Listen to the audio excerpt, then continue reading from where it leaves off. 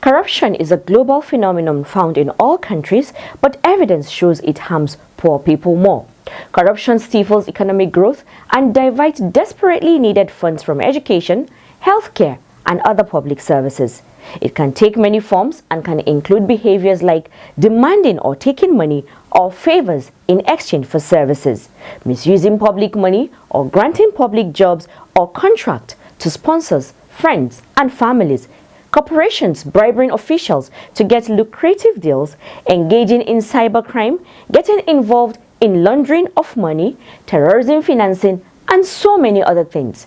Corruption, when undetected and unchecked, especially in the public sector, can cause serious damage, which includes undermining public trust in government, wasting public resources and money, causing injustice through giving undue advantage to some people at the expense of others. You see, these are just some of the reasons we have to come together and salvage Nigeria from the bane of corruption. It's another episode of The Eagle. Aisha Muhammad is my name. Welcome to the program. Summarizing the need for collective action in the fight against corruption, the United Nations in 2018 noted that collective action is a collaborative and sustained process of cooperation between stakeholders.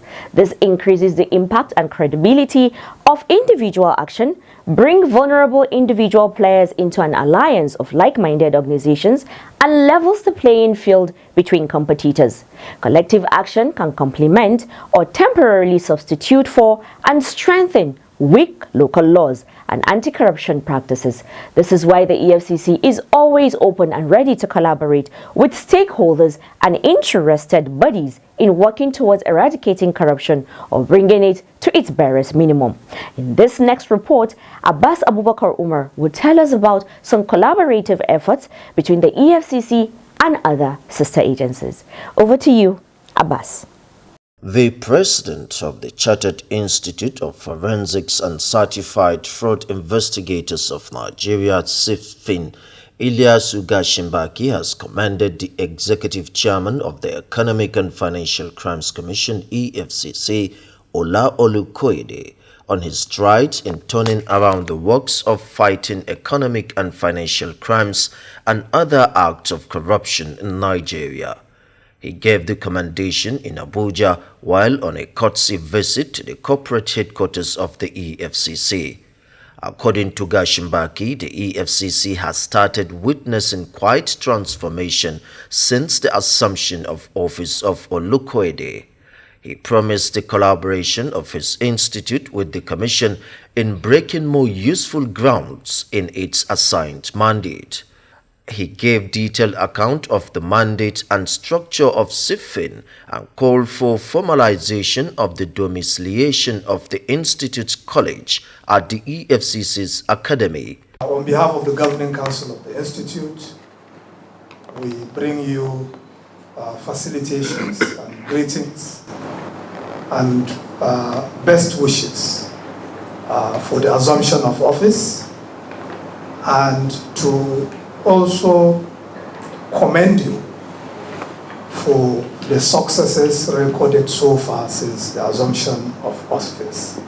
And I'm saying this with all sense of responsibility because I'm part of the House, and therefore I'm privileged to know the quiet transformation that is already happening in the Commission. He spoke of the plans of CIFIN to build 5 forensics laboratories comprising digital, document, engineering, medical and ballistics and crime scene laboratories, and called for support of the EFCC in the overall works of the institute. On the proposed documents laboratory, Gashimbaki expressed hope that the EFCC and the Independent National Electoral Commission (INEC) will find it useful in dealing with investigation of forged documents by politicians seeking elective offices. Chairman, sir, in view of the fact that EFCC is the #1 agency that gave us the support, even pre-charter, gave us access to facility for all our programs. Over time, we have trained so many people among the law enforcement community, including the NSS office, the police, the ICPC. EFCC, we have trained several. For that reason, we are requesting the chairman to kindly also approve that the cadet entry level into the commission, we work together in such a way that upon graduation, they will also be admitted as associates of the institute. And that lays the foundation of their ascension into professionalizing into the various areas that they may wish to do. What that does. Responding, Olukoide appreciated Gashimbaki for his visit and called for a more holistic scope of works of SIFIN. He said that a wider scope that goes beyond fraud investigation to management will be good for SIFIN. He explained the new policy direction of the EFCC and stressed that his focus was on preventive framework in the fight against corruption. Olukoide assured that the Commission will formalize domiciliation of SIFIN College in the EFCC's academy because it will add value to the academy. And so we are adding policy review to the work we do. We don't just investigate, prosecute, but how did the violation occur? And what can the government do to mitigate or to eradicate the reoccurrence of such things? That is part of our responsibilities. That actually comes under prevention, which we are doing. It's something that's similar to the system study review that ICPC does, but our own, we are taking it beyond that. So I also want you to look at that critically from that perspective.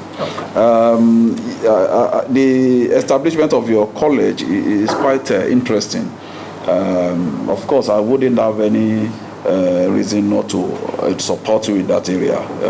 So you said you have brought the letter. They're going to formalize the relationship since you said my predecessor had opened the chapter. It's a thing that will also add value to our own academy. The EFCC boss also assured that the EFCC is willing to share intelligence with SIFIN and look forward to a mutually beneficial relationship with the institute. The Community Development Committee (CDC) of Niger Delta oil and gas producing areas have called for a more direct intervention of the Economic and Financial Crimes Commission (EFCC) in tackling the scourge of crude oil theft and pipeline vandalism in the Niger Delta region. The group made the call when its board of trustees led by the chairman Joseph Ambake Derimo paid a courtesy visit to the executive chairman of the EFCC, Ola Olukoide, at the corporate headquarters of the commission. Ambake Derimo noted that oil theft in the Niger Delta has caused huge disruption to the country's economic forecasts and negatively impacted the national economy. He said that oil theft and vandalization of oil infrastructure are issues of economic sabotage and a threat to national security, stressing that the EFCC is empowered by law to deal with economic saboteurs. As such, they are at the Commission to urge it to give it adequate attention to this threat to the environment in the Niger Delta and the economic sabotage of the country by adopting preventive measures and diligent prosecution of culprits. He decried the involvement of oil-producing communities in oil theft, stating that the National Conference may be needed to address the issue.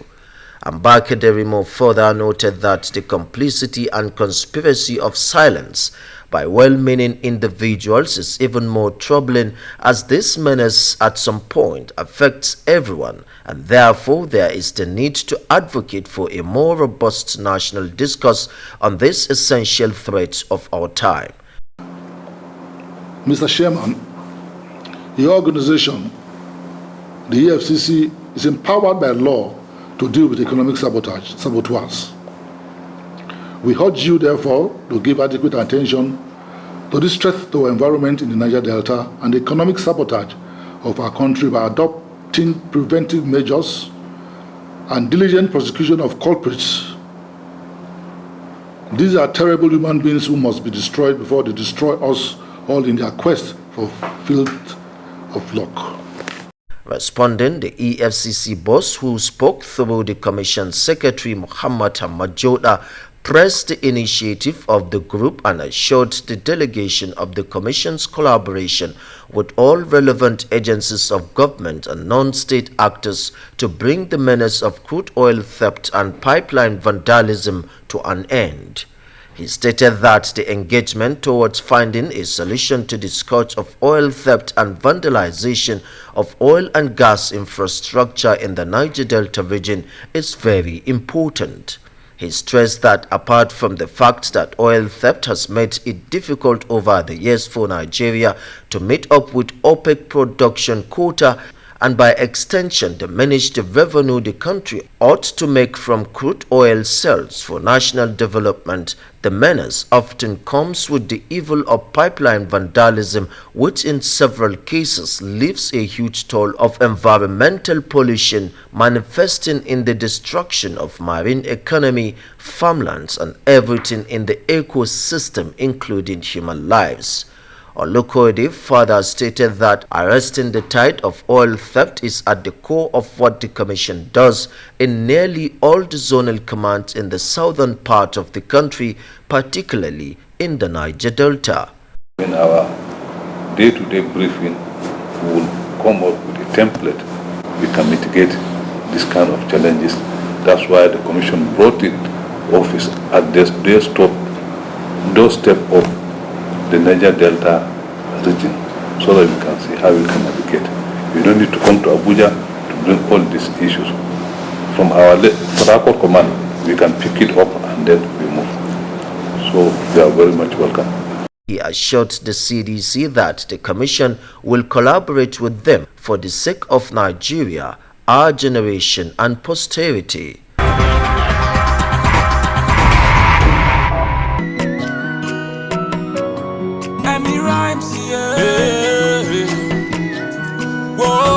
Corruption must to decrease. This is a canker-worm disease. When our people go live in peace, when all this nyama go cease, I can look back when I see. Now here I dey work and I here I dey chop. Sometimes this my work it dey very tough and things go just wrong. But that one no mean say I go put my hand inside bad things now. I know say if I put my mind to do this work well, I know say I go make am. I no need put my hand inside bad things. I be mechanical, I dey hustle and I dey legit. Ni mai sai da kifi ne, ina jajircewa akan nema, ina sana'ata na gaskiya. I be a stylist, mu hustle, mu dey legit. I'm selling phone accessory, I dey hustle and I dey legit. I'm a sound engineer, I dey hustle and I dey legit. I'm a tailor, I dey hustle and I dey legit. I'm a barber, I dey hustle and I dey legit. I'm a painter, I dey hustle, I dey legit. I'm a fashion designer, I dey hustle and I dey legit. Be proud of your hustle. Be legit.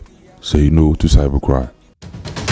This message is from the Economic and Financial Crimes Commission, EFCC. Next on the program is court updates and conviction update. The second prosecution witness, PW2, in the ongoing trial of former governor of Central Bank of Nigeria, CBN Godwin Emefiele, Boss Gida Mustafa, has told Justice Hamza Muazu of the Federal Capital Territory, FCT High Court Maitama, Abuja, that neither former President Muhammadu Buhari nor himself had raised a memo directing the Apex Bank to pay the sum of $6,230,000 in cash to international election observers in the last 2023 general election. Mustafa told the court that he never came across anything about the transaction while he was serving as the secretary to the government of the Federation until he left office. He said all through his years in service, his capacity as SGF, he never came across such a document and has served for 5 years, 7 months, and he can state that the documents did not emanate from the office of the president. Continuing, Mustafa faulted the correspondence Emefiele claimed came from the president's office with a reference number. He pointed out that once a correspondence has the president's seal, there will be no need for a reference number because the seal is the authority. He stressed that he was the custodian of all records, therefore the president cannot give him the records, and in all his years in service, he has never had the term special appropriation provision that is referred to in the document. He stated that in all correspondence he has received from his principal, it has never ended with "please accept the assurance of my highest regard," as he is a subordinate, so nothing of such would emanate. And lastly, he stressed that the Nigerian government has nothing to do with financing foreign observers, as he knows for a fact because he managed 2 elections, so the responsibility of such lies with INEC. Asked by the prosecution counsel Rotimi Oyedepo SAN in respect of Exhibit PD7, which states that it was 187th Federal Executive Council meetings that held in 18 January 2023, Mustafa affirmed that a fake meeting held, but it was not 187th session, but rather first meeting of the year because it was January. Asked whether the letter for approval of the money emanated from his office, Mustafa denied any knowledge regarding it. Mustafa stated that the letter did not emanate from his office, not to talk of signing it, as he was not privy to the operations of CBN, so he cannot write to the governor or the director. Secondly, the heading is defective because it reads "Ref" for election observers. It is presumed that there were previous correspondences when you say "Ref", so it is not true because it does not carry any FEC approval. And finally, there was a reference at the end of the letter. Mustafa further told the court that he was not aware of any special task force and had no idea who Jibril Abubakar is, had never met him, nor did he ever work for him. While on cross-examination, Matthew Booker SAN asked whether Mustafa received any amount from the money. He said he did not receive a single dollar when he was serving and when he left office. He further said that he knew about the scandal on social media when it was stated that the defendant and himself connived to steal the huge amount of money, and for him to protect and redeem his image and integrity before the world, he then made a press release exonerating himself and at the same time encouraged further investigation on getting to the root of the matter. After his testimony, Justice Maazu adjourned the matter till 7th, 11th and 25th March 2024 for continuation of trial. Justice Umar Fadau of the Borno State High Court sitting in Maiduguri has convicted and sentenced the trial of Aisha Alkali Wakili aka Mama Boko Haram, Tahir Saidu Daura and Prince Lawal Suyade to 10 years imprisonment. The defendants were jailed upon being arraigned by the Maiduguri Zonal Command of the Economic and Financial Crimes Commission EFCC on Thursday, March 5, 2020 on a 2-count charge bordering on conspiracy and obtaining by false pretense to the tune of 40 million naira. The defendants had pleaded not guilty when the charges were read to them. Counsel for the prosecution, A.I. Aroga, presented 4 witnesses and tendered 17 exhibits before the court. Consequently, Justice Fadau convicted and sentenced them to 10 years imprisonment for the offense of conspiracy. The court further sentenced the defendants to 10 years imprisonment for the offense of obtaining by false pretense and ordered them to jointly and severally pay the sum of 40 million to Bashir Muhammad. The judge said the prison term shall run concurrently on the expiration of all prison terms imposed on the convict by any court. The convict's journey to the correctional center began when a petitioner alleged that they swindled him through a purported contract for the supply of 5 X-ray machine 1,900 with solar energy to a non-governmental organization, NGO, Complete Care and Aid Foundation, worth 40 million naira. They neither supplied the machines nor returned the contract sum to the petitioner. Abbas Abubakar Umar reporting. The prevention mandate of the EFCC continues to work stronger as the Commission devises more ways of reaching you with its anti-corruption messages. The EFCC has reached another milestone in its anti-corruption campaigns by establishing its radio station, EFCC Radio 97.3 FM, Voices Against Economic and Financial Crimes.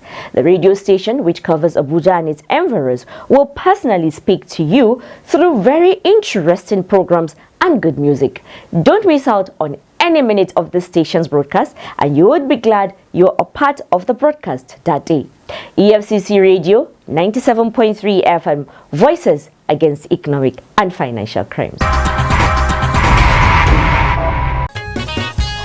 Yawwa Alhaji, yanzu ka zagaya ka ga motocin nan guda 3, kuma guda 3 kake so. Guda 3 nake so. To sai maganan biya. Yanzu biya da mu na zo da kuɗi na kashi don in biya ga wani ga Abbas. Abbas ya dakata. Saboda me? Saboda akwai doka. Wace doka ne wannan? Sashen yaƙi da ayyukan magudi da mu'amala da kudaden haram, wato SCUMU, da ke karkashin hukumar EFCC. Ita ce tace duk mutum ɗaya in zai yi mu'amala na ciniki da wuce naira miliyan 5 sai a banki. In kamfani ne, ta haramta mu kamfani ya gudanar da harkan da ta wuce miliyan 10 in dai maganan kashi ne, sai dai a banki. To, da ban sani ba, amma yanzu da kai min bayani zan je banki in saka ma kuɗi zan ɗauki motoci na. Ba shi kenan yayi. Idan muka karya doka kuma, za mu biya taron naira 250 cur akan kowane laifi. Bugu da ƙari a soke lasisin mu kwata-kwata. Idan dai kunne ya ji, gangan jiki ya tsira. Wannan sako ne daga hukumar EFCC. And that's how we end today's episode of The Eagle. Until we come your way again, keep sending in your messages, inquiries and suggestions to info@efcc.gov.ng. You can also call us on 0809 3322 644. Don't forget to use the EFCC mobile app, The Eagle Eye, to report any fraud you see happening around you. You download the app, you follow the steps and report fraud on the go. And you can also take pictures of corrupt practices and upload them. Also remember to join us every Wednesday evening at 6 p.m. on our web-based town hall meeting called EFCC Connect, where we answer your questions and note your observations of the anti-corruption fight in order to serve you better. And also listen to EFCC Radio 97.3 FM, the Voices Against Economic and Financial Crimes. I am Aisha Muhammad, leaving you with this parting words that says, if everyone is moving forward together, then success takes care of itself. There is also another saying that says, individually we're one drop, but together we are an ocean. We all can see how important it is to work together. For us to have a better Nigeria, we all must work together and collectively to rid the country of corruption. Let's be patriotic and do the right thing always. Goodbye. God bless Nigeria. Please do stay safe, be kind to yourself and to others around you, and do enjoy the rest of the week.